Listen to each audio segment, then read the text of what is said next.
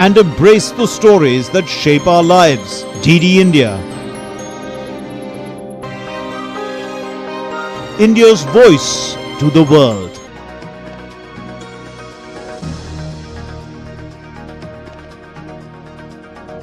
We're live from New Delhi. You're watching DD India Live, India's voice to the world. I'm Lipakshi Khurana. Coming up in the next 30 minutes.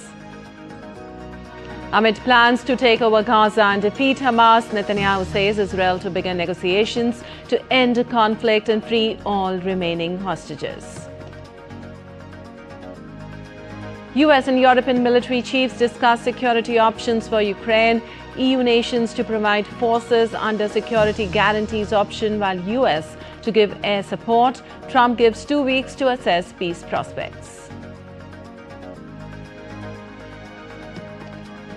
United States halts issuance of visas for commercial truck drivers, also reviews 55 million US visa holders for deportation violations. Prime Minister Narendra Modi to lay foundation stone and inaugurate multiple development projects in Bihar and West Bengal, also to flag off Amrit Bharat Express and the Buddhist circuit train.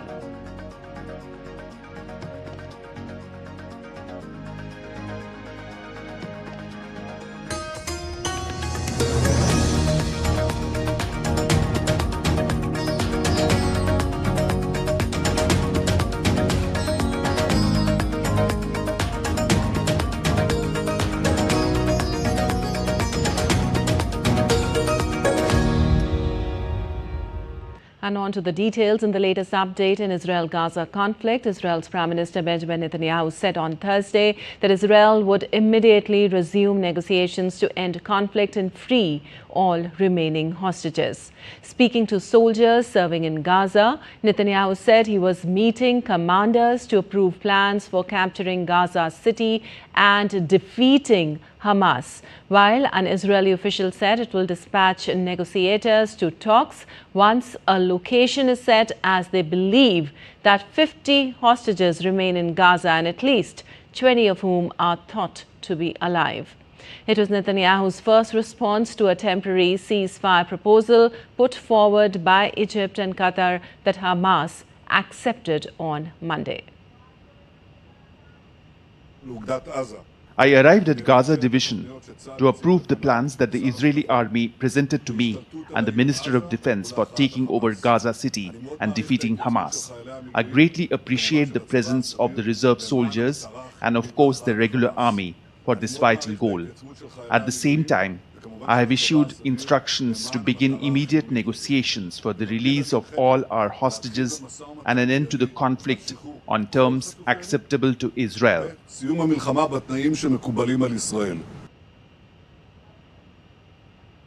Meanwhile, thousands of Israelis participated in a protest on Thursday in Tel Aviv to support the families of hostages held in Gaza. They marched with Israeli flags and hostages' photos calling for their release.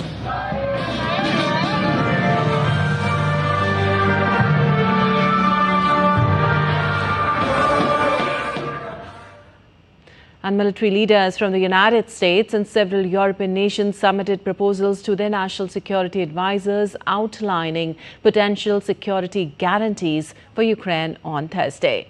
The Pentagon said US and European planners crafted these military options for careful evaluation by allied security officials.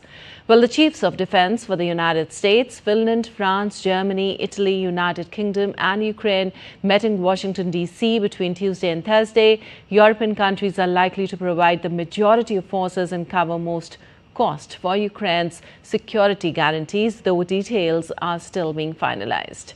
Trump won't send US troops to Ukraine, but many offer air support, possibly through air defense systems or enforcing a no-fly zone with US jets. This followed US President Donald Trump's pledge to help protect the country under any deal to end the conflict.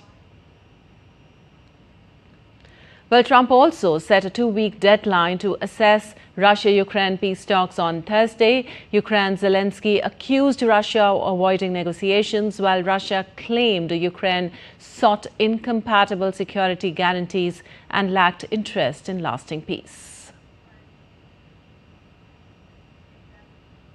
Well, the Trump administration announced on Thursday a sweeping review of all U.S. visa holders, potentially affecting more than 55 million people.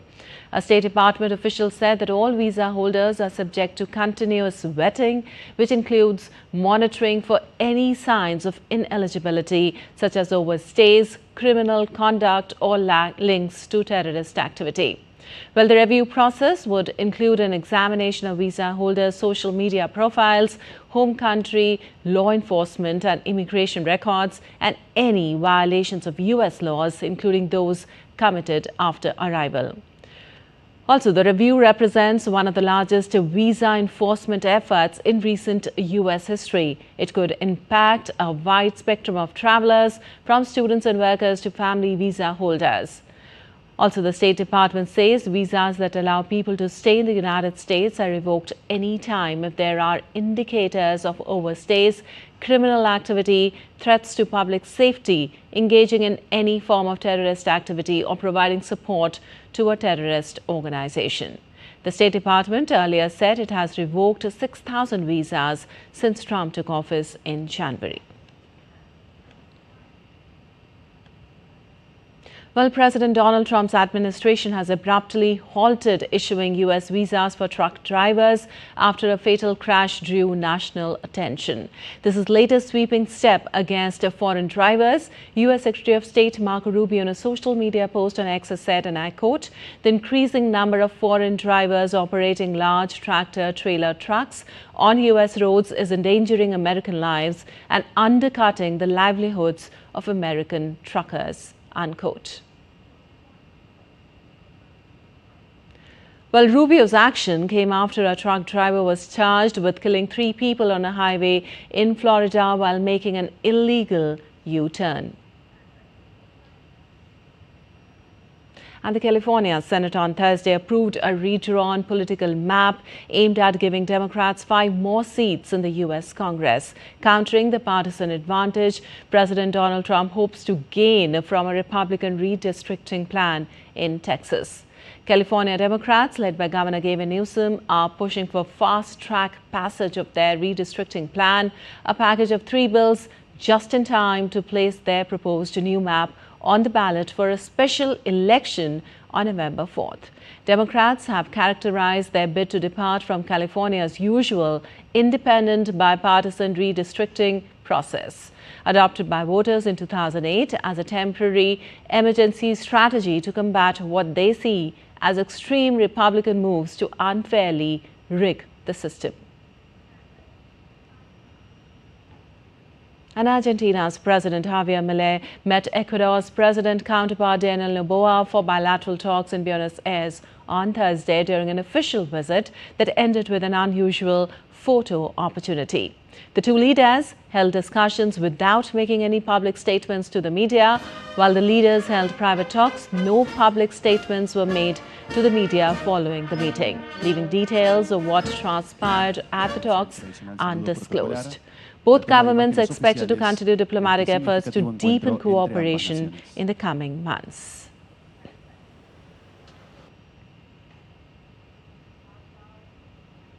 And now moving to the continent of Latin America, at least 5 people lost their lives and several others wounded on Thursday following a bomb attack in Cali, located in western Colombia. A cargo vehicle loaded with explosives detonated near a Colombian Air Force base, killing 5 people. The police reported that the bomb targeted the Marco Fidel Suarez Military Aviation School, prompting the evacuation of several buildings in a nearby school. Authorities, including President Gustavo Petro, blamed the bomb attack on dissident factions of the former Revolutionary Armed Forces of Colombia, FARC, guerrilla group that rejected the 2016 peace deal aimed at ending Colombia's long-running conflict. And some global weather updates now. U.S. New Jersey is preparing for the impact of Hurricane Erin, which is moving northeastward in the Atlantic Ocean, hundreds of miles offshore. Beachgoers are cautioned against swimming at most U.S. East Coast beaches due to life-threatening surf and rip currents. Seabright Beach is among the areas bracing for the storm. Despite the threat, high waves and strong winds are drawing locals to the beach. Hurricane Erin is expected to trigger a dangerous storm surge and tropical storm conditions near North Carolina's Outer Banks and along the U.S. Coastal flooding is also possible along portions of the U.S. mid-Atlantic and southern New England coast through early Friday. Erin was last tracked as a Category 2 storm on Thursday.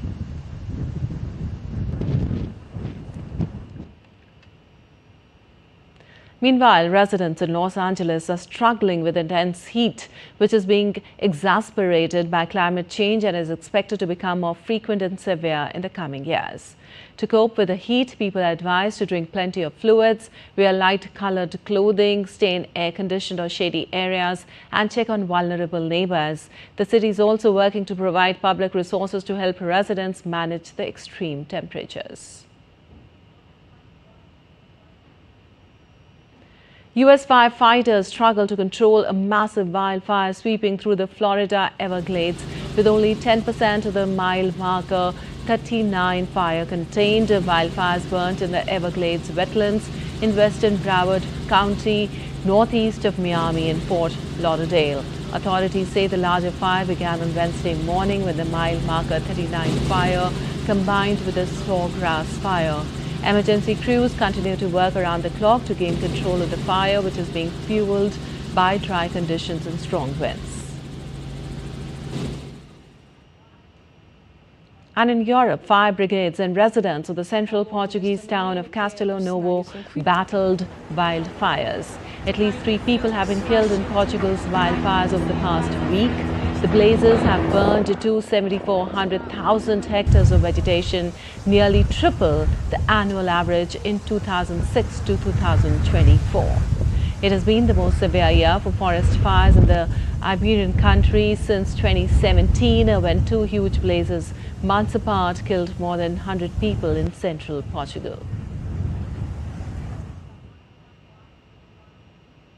Meanwhile, demonstrators across Spain's northern region of Galicia protested against the government's handling of wildfires that have devastated the area as southern Europe faces one of its worst wildfire seasons in 2 decades. In Orense, protesters voiced anger at calling Popular Party's failure to act swiftly and effectively. Many accused the government of poor forest management and a lack of preparedness. Spain's Labour Minister Yolanda Díaz joined a protest in Vigo. Most of southern Europe is experiencing one of its worst wildfire seasons in 2 decades. Spain's estimated burnt areas exceeded 400,000, the largest on record going back to 2006.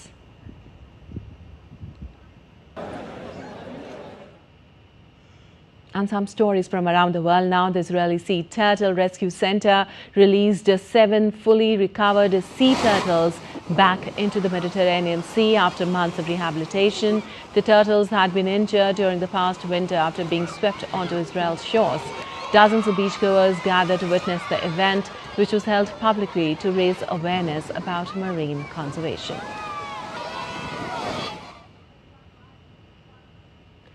Adidas executives visited the indigenous town of Villa Hidalgo Yalalag in Mexico on Thursday to apologize for the Oaxaca slip-on shoe criticized for resembling the town's traditional huarache sandals. The shoe sparked accusations of cultural appropriation and faced backlash by the locals and national leaders. Adidas Mexico officials delivered the apology in person and pledged future collaboration to respect the community's heritage.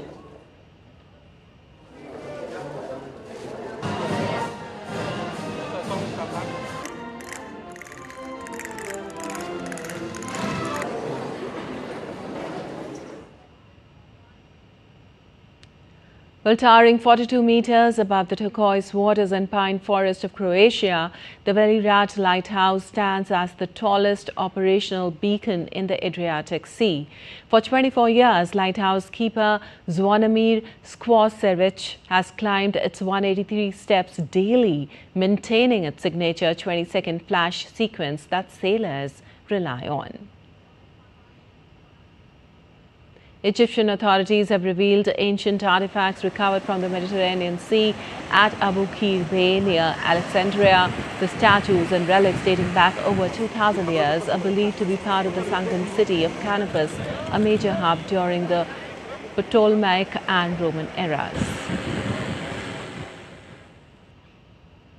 And still to come in this edition of DD India Live. External Affairs Minister Jaishankar meets Putin in Moscow, reinforces India-Russia time-tested partnership. Army Chief leads organ donation pledge, honors donor families at awareness program in Delhi. And India clinches gold in 10-meter air rifle team event at Asian Shooting Championship.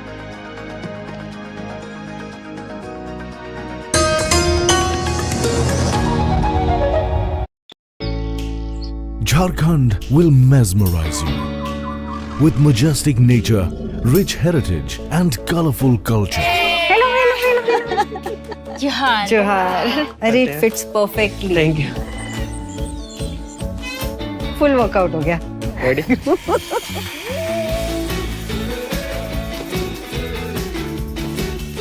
Postcards from Jharkhand on National Geographic.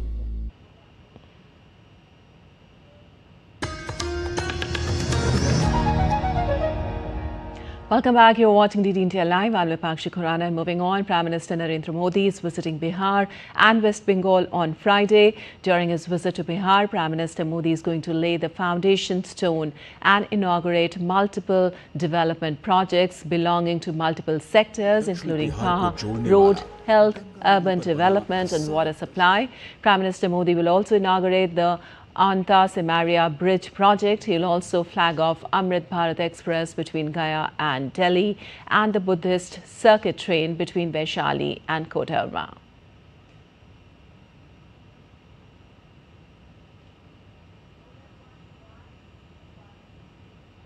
Well, during his visit to West Bengal, Prime Minister Modi will lay the foundation stone and inaugurate multiple development projects in Kolkata. In line with his commitment to world-class infrastructure and developed urban connectivity, Prime Minister will inaugurate metro railway projects in Kolkata. These metro routes will connect some of Kolkata's busiest areas, bringing a notable reduction in travel time and strengthening multimodal connectivity, benefiting lakhs of daily commuters.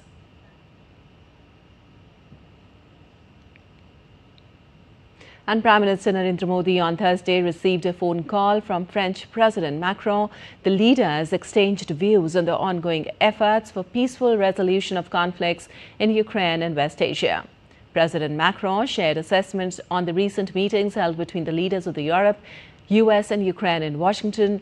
Also, he shared his perspectives on the situation in Gaza. Prime Minister Modi reiterated India's consistent support for peaceful resolution of the conflict and early restoration of peace and stability.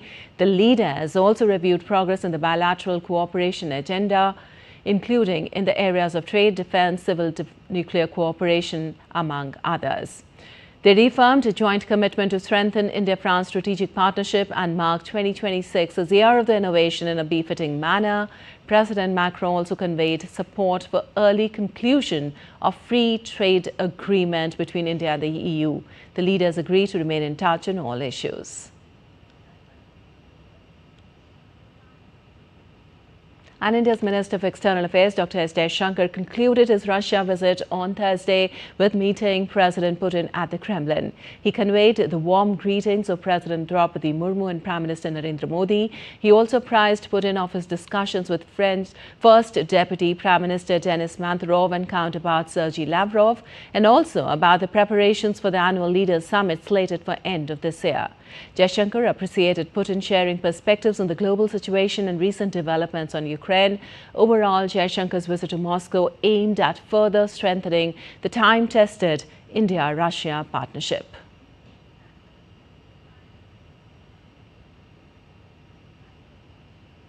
Also, earlier during his meeting with Lavrov, the External Affairs Minister held talks on political relationship and reviewed bilateral ties between two countries.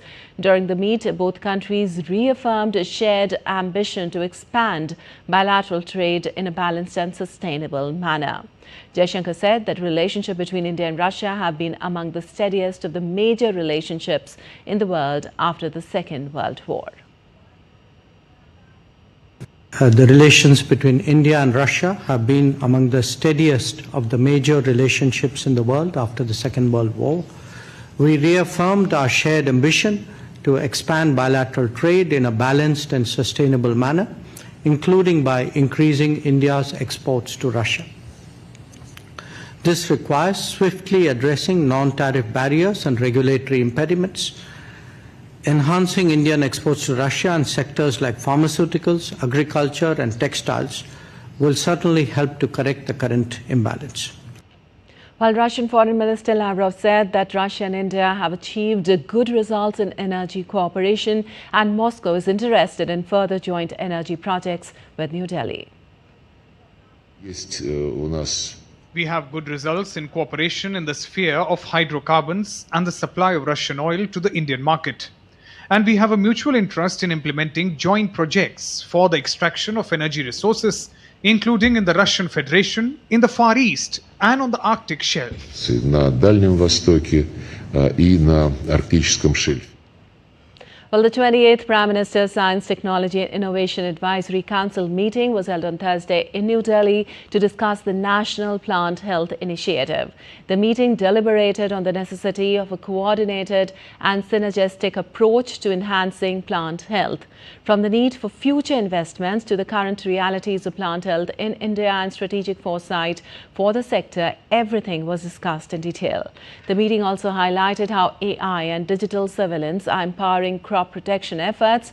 Effective plant health management is critical for improving the productivity, profitability, sustainability and resilience of agri-food systems, especially in today's times when environmental and health effects of toxic pesticides, exposure to mycotoxins and acute unintentional pesticide poisoning becoming a major concern. Well, the Indian government has recently tightened the grounds for OCI or Overseas Citizen of India card cancellation. According to a recent Gazette notification, going ahead, serious criminal convictions could lead to cancellation of OCI status. This includes persons being sentenced to imprisonment of not less than 2 years or charge sheet for offence with imprisonment for 7 years or more. And an organ donation awareness program was conducted at Army Hospital in the national capital. On this occasion, Chief of Army Staff General Upendra Dwivedi, besides other dignitaries, pledged their commitment to organ donation. In his address, the COAS reaffirmed the armed forces' ethos of Seva Paramo Dharma, or service is the highest duty. He also underscored the spirit of selfless service to the nation, inspiring troops and their families to come forward and pledge for this noble cause. The event also honored those families who, even in the moment of grief, chose to give the gift of life through open organ donation of their loved ones. They were felicitated by President of the Army Women's Welfare Association, Sunita Dwivedi, in recognition of the extraordinary act of courage and humanity.